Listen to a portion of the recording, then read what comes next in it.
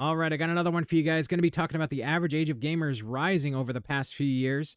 You can see from this chart, 2004 to 2011, the age of the average gamer has gone up, which is kind of reflected in the fact that your under 18s have been diminishing, your over 50s have been rising, and your 18 to 50s have also been rising. So it's kind of been shifting from the younger generations to the older generations as time goes on, or at the very least, the people who consider themselves gamers has been rising in age. So that could mean that the younger generations just have games on their phone and they don't consider themselves a gamer or what have you. But that's still very important in this video that I'm going to cover, because I want to get into that mobile versus PC versus console dynamic a little bit as well, and discuss that, because it seems to me that the thing that's going to be most affected by this shift appears to be PC and console. By and large, that tends to be, that and the hardcore gamer segment seems to be the thing that's most affected by this. And we can kind of see that in the quality of games that have been getting released, with the dumbing down of games, with the casualization of these IPs, making them easier to play for people who are not interested in putting the time in or the skill in to do it the way we did it back in the day, right? And that's the casualization of those games, and that's kind of to cater to that younger crowd, to the more casual crowd that's not considering themselves a gamer. So let's just dig into this a little further and keep going here, because I've got a few more charts and some statistics to show you. So the next one here is distribution of video gamers in the United States in 2022 by age group. This one, you can see the under 18s are 24%. The 18 to 34s go up to 36%, and then the older generations 13, 12, 9, and 6. So that 24%, it is lower here. It's just under 20 for the under 18s. However, I think that's mainly due to the fact that these are surveys. So that's a statistical anomaly, perhaps, but you can see the relationship between the younger and older generations is the same.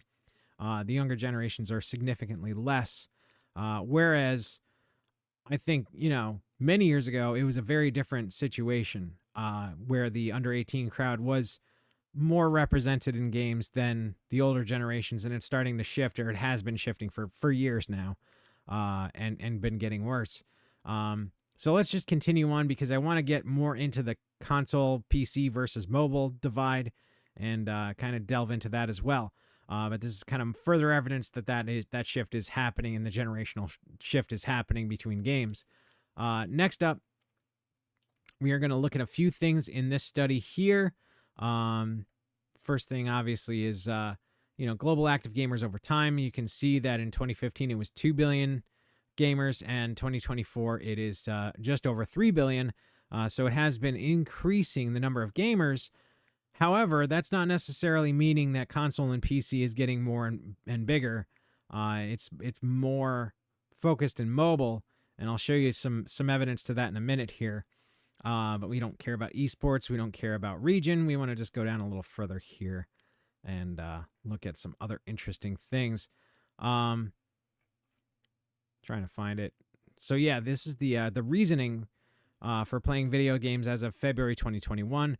You can see the biggest reason is unwind, relax, and decompress at 66%. The next biggest reason is fill time while taking a break, waiting, or commuting. So to decompress, it could be mobile or PC, but this taking a break, waiting, or commuting, this is a time killer. So I would say predominantly these people are probably playing mobile games. So that's 52% of respondents saying that. And if that translates globally, you can see that 52% of gamers are at least killing some time playing games. And a lot of that could be to unwind, relax, and decompress as well. This could be a significant portion of mobile as well. So really, there's a lot of mobile influence here as to the reasons, because the next highest reason, the escape and be highly entertained, that's kind of more your hardcore gamer. Spend time by myself is probably more of a hardcore gamer. Solve a problem, use my brain, and think logically is definitely a hardcore gamer. And then be comforted by something familiar, that's like a old school gamer kind of reliving their old games backlog in their Steam library or what have you. perhaps. But yeah, I mean, these kind of show you that casual is king, and you can see that from this chart as well. Casual games are by far the most popular games. Next is action, shooter, racing, family, and adventure. But yeah, that casual is significantly more than the rest. So this unwind and time killing is predominantly casual games. So let's just continue on here and dig a little deeper.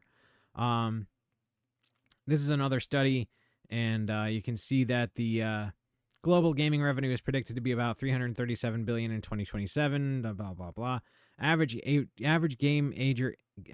of the gamer is 34 years old. 70% of gamers are 18 or older. So the vast majority are over the 18 category. Let's see here. A little further down, you can see PC gaming versus console gaming statistics show that only 8% of the gamers identify as console only. Gen Alpha and Gen Z have the highest percentage of console and mobile players, followed by millennials. It's interesting that they combine console and mobile, which kind of hints at the reason why mobile is included here, because they don't want to point out that console is dwindling. And you can see millennials who spend $112 a month on gaming for PC gaming. I have to question that. However, I mean, based on the other statistics, I have to question that, because we kind of know that PC is at least neck and neck with console in terms of player base, but they're both not as big as mobile, and not as big as casual mobile specifically. But you can see, like, the Switch sold 89 million units. PS5 had 13 million. Xbox Series X and S had 6.5 million. And then the most popular gaming console in Japan is the Switch. PlayStation 4 had 116 million. So 116 million versus 13 million. That's a substantial difference between consoles. Xbox One was 50 million and the X and S 6.5 million. So that's a substantial difference again in consoles. However, you have to figure, like, the Switch did kind of capitalized on that with 89 million, but you can also see the 3DS, which you could consider to be the successor to the Switch, more so than like the Wii U, had 75 million units. So the Switch is on par with that, a little more. So it's not really cannibalizing these other consoles as much as you might think, just because of that differentiating factor there.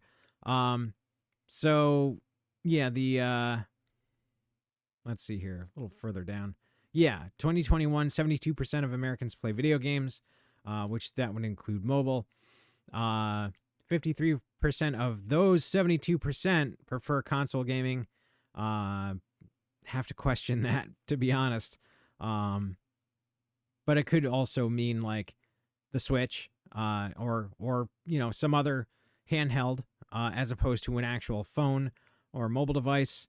But yeah, I mean, it's definitely interesting to see, like, this further down here says 35% of gamers are aged 18 to 34.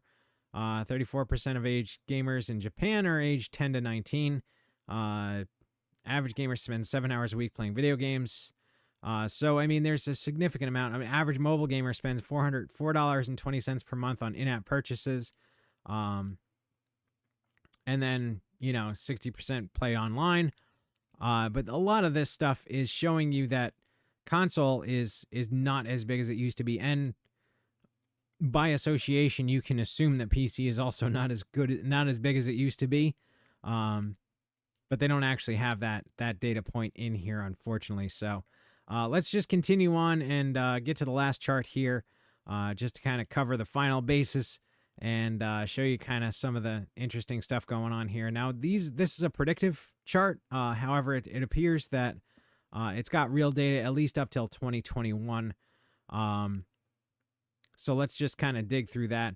The first one is that I want to show you is mobile games and digital games. So the mobile and digital are substantial. They're the two largest categories, and you can consider that to be, digital, like web games, that kind of thing. Next up is downloaded games. Next up is physically sold, which has been dropping off. live streaming, online games, gaming hardware, gaming networks, and cloud gaming. So this is interesting because cloud gaming, I mean, it was on an upswing, but they kind of predicted it to also continue on that, which it did not do. So that's an interesting one as well, because cloud gaming is kind of dying off at this point. It's basically dead, at least with respect to the things that we refer to as cloud gaming. Maybe they have looser definitions like, oh, well, yeah, your multiplayer games are cloud gaming because they use servers, but that's not necessarily true. So that could be a reason for this to be on the upswing, but I don't think that's the case. I think they're considering like cloud hardware basically as gaming hardware. So not a totally accurate chart, but you can see that like mobile gaming is the behemoth with digital gaming, which can also be on mobile games or on mobile devices. That's the 800-pound gorilla in the room. So it's interesting to see like mobile is much, much bigger, and it's continuing to get more and more of that market segment, continuing to eat more and more away at that, where's the chart? So, yeah, this chart, more and more of this pie is mobile. So this is not, evenly split between PC, console, and mobile. I think that the vast majority of growth from 2015 to 2024 has basically been concentrated in mobile, to a lesser extent PC and console, and possibly diminishing with the PS5 and the Xbox X and S selling like they did. That's definitely a drop, a substantial drop. So I don't know. It's interesting to see, and kind of give you my take on this is that I think what you're going to see going forward is that studios are going to start pushing that mobile platform more and more as well. Now they did try this in the past and they failed miserably. You guys have phones, right? Yeah. So they failed by trying to bring their console and PC gaming audience to mobile. But I think they've learned from that, and I think they're going to try and target mobile again, but specifically target those mobile gamers, specifically target those casual mobile gamers, because that is the biggest market segment out there. So you're going to see some interesting stuff happen. I think it's going to be pretty well under wraps, just to kind of give them that extra revenue source, especially considering the economic situation we're in with the gaming industry, coupled with this shrinking market share. It's going to be interesting to see, because if enough of these studios jump on that bandwagon, then they're going to be competing with a whole lot of other mobile developers in an already saturated market, and I'm sure some of them will see success, and I'm sure a lot of them won't.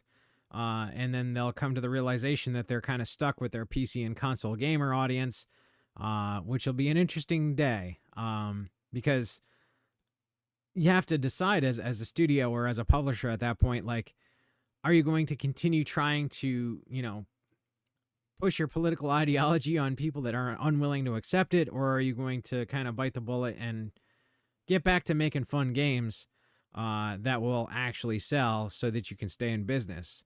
But the silver lining of all this truly is that voting with your dollar absolutely works, and with this knowledge, I think it works even more effectively than it would be if this wasn't the case, if the market wasn't shrinking in those in PC and console specifically. So overall, I think there's a good outcome here. I guess my advice would be continue voting with your dollar. Only buy games that are worth playing. And I've spoke about that in the past and tried to steer you guys in the direction of doing your research and checking out like Steam reviews and digging into things. Even if you're a console gamer, get on the PC stuff and see what those gamers are saying about the games that are cross-platform, because at least it's an avenue. Like, you can see what other gamers are saying. I know there's not a lot of that on Xbox and PlayStation, so using like Steam as a basis of comparison to say, oh well, what are they saying? What are the gamers that are playing this game on Steam saying? I think that's a good avenue to go down. Certainly anything that you can find, I think that would be helpful. And share it in the comments, share it on social media, tell your friends, tell anybody. If you find an interesting site or what have you, or a methodology to figure out what games are worth playing and which games aren't. I mean, obviously, live streaming is an ideal candidate. Just watch other people play the game before you buy it. See what it looks like, and that way you get an idea. Play demos. Demos are great. I think we need to return to demos. I think studios need to start making them, and we need to start demanding them, because it's a way to get an idea of how that game's going to play before you have to actually plunk down the $70 freaking dollars that they want to charge these days. It's well worth it to put that demo out there. If it sells like 15% more copies, putting a demo out is well worth it. And I think it would sell substantially more than 15%. Anyway, that's kind of my takeaway from this, even though it's a shrinking market. And the other silver lining really is that the golden age of gaming for PC and console was when it wasn't as popular as it is now. The golden age for PC and console was when not everybody was playing these games. So a shrinking market, maybe not the worst thing in the world. Get some of that spotlight off of us and onto mobile, and let the studios that still care enough to put those games out make games that are worthwhile, make games that are going to be instant classics, that are going to be worth playing, that are going to be engrossing and interesting and challenging. So it is kind of silver linings to dark clouds, but anyway, it's what I got for you guys. Also, let me know what you think of these kind of videos, because I know this is a very different one to what I normally put out there. But if it's something you guys enjoy, I'll make more of these. I don't mind talking about statistics and industry trends. Usually I'm more in the weeds about specific games and that kind of thing. But this is also interesting to me. So if it's interesting to you, let me know and I'll continue doing it. So that's all I got for you guys. Hope you enjoyed the vid, and I will talk to you later.